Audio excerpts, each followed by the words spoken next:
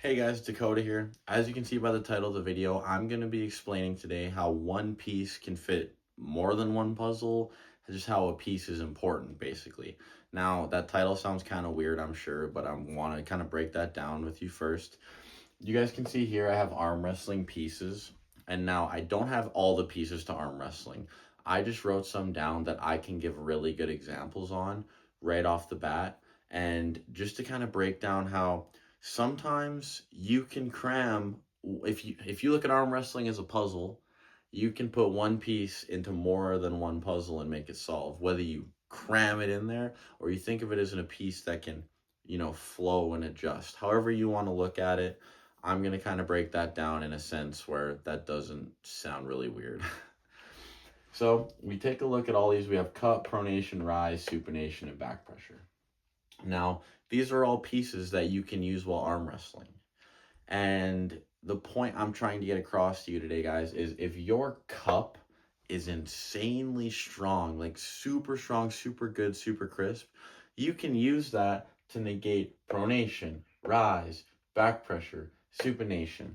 If you are strong enough, you can overcome things and you can use that one piece you've developed to fit in many different puzzles.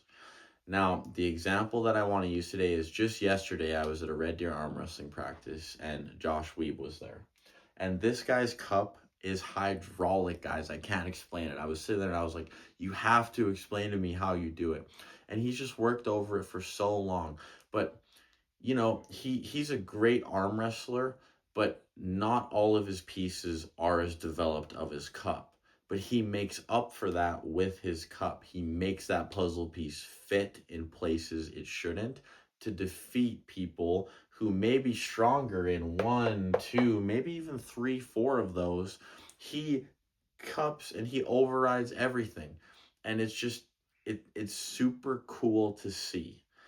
And I don't know, guys. Like I'm a firm believer in developing everything, but I also think, especially after this example I saw yesterday, if you have something that you're gifted in, still work on it because I'll look at I'll jump into genetic versus non-genetic in a second, but you just got to think like big hand, really crazy pronation, really crazy cup. If you have the tools, you want to use them. Now, obviously, there's non-genetic tools and there's genetic tools.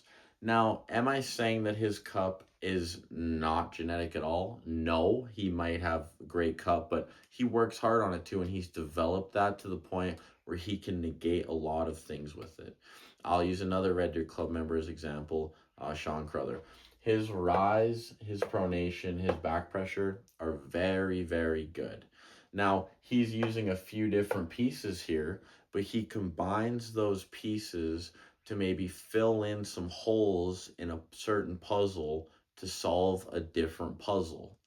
I know that sounds weird, guys, but what I'm saying is, you know, his cup's really good. He's an all-around great puller, but when he starts getting to those higher level points, he might not meet these guys in the hook. He might not want to hook pull them, but that's their puzzle, is getting to the hook with him. But he uses his pieces to stay out of that and solve it differently.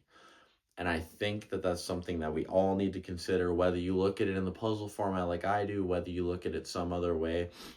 There are ways in which you can solve the puzzles with certain pieces, not just by brute forcing somebody.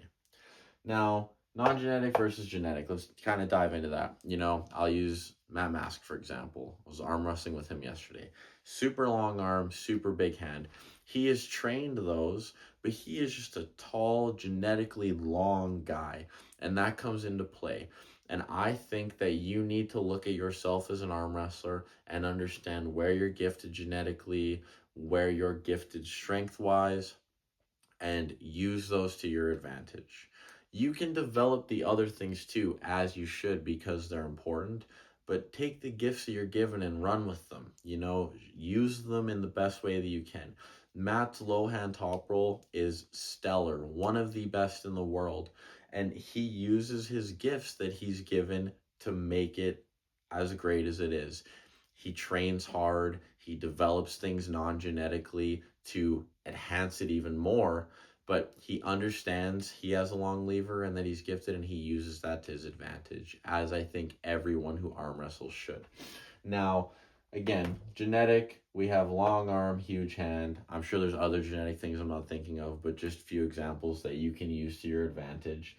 But if you have a long arm and you have, gifted back pressure and gifted rise, let's say, you can use those tools to defeat someone's cup. You can stop someone's supination. Heck, you can even get someone out of their pronation if you want.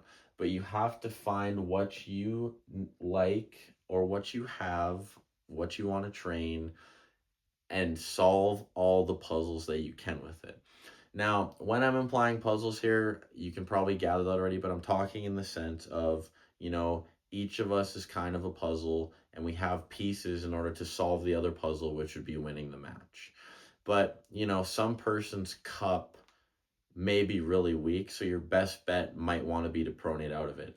But if your pronation's not great as well, you can use other pieces and kind of mold them to fit into that puzzle and to win strategically.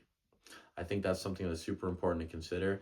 And my main takeaway from all of this, guys, and the kind of the practice story I told is you can develop things to be so insanely strong that they can negate all the other pieces. Or you can take more of a holistic approach and train everything and have kind of no chinks in the armor in a sense, but maybe nothing super duper strong, and mold these things in different ways to win matches. But again, moral of the story here, nothing is undefeated. There's a way to beat everything in a certain way. And if you're technical enough, if you're strong enough, if you're smart enough, you will find a way. And if you're not, then someone's going to find a way to beat you. So again, guys, take your puzzle pieces, put them together as you like, which you have fun doing, which you enjoy doing, but you also look at the gifts you have to become the best you possibly can be and solve as many puzzles as you can. I hope you all enjoyed this kind of analogy that I have.